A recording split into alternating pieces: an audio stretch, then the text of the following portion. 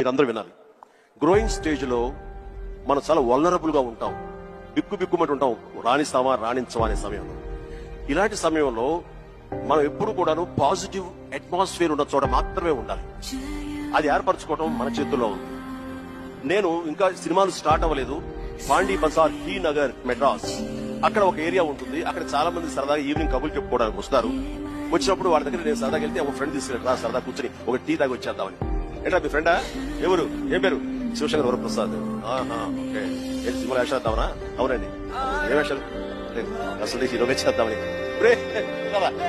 వీడు ఎంత అందంగా ఉన్నట్టు, ఫోక్లోర్ ఫేస్, ఎంత చక్కటి ముక్కు ఎక్కువ, వాడికే దిక్కు దివాళం లేదు, ఏదో హీరో అయిపోతుంది. అరే బాబు, ఎంత అదే పరిస్థితి. చాలే, ఎందుకు హుషారుగా వెళ్ళిన వాడిని తిరిగి ఎంతో నిస్సారంగా డల్ అయిపోయి రూమ్కి వచ్చాను.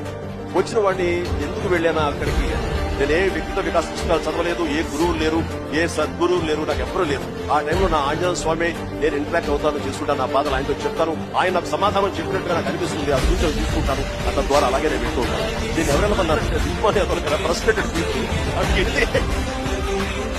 అడిగి వెళ్తే ఉత్సాహం చేసుకుంటావా, మరి ఇద్దరు కూర్చున్నావు కదా, రెండు సమయం మాట్లాడుకుంటావు కదా, నేను ఎంకరేజ్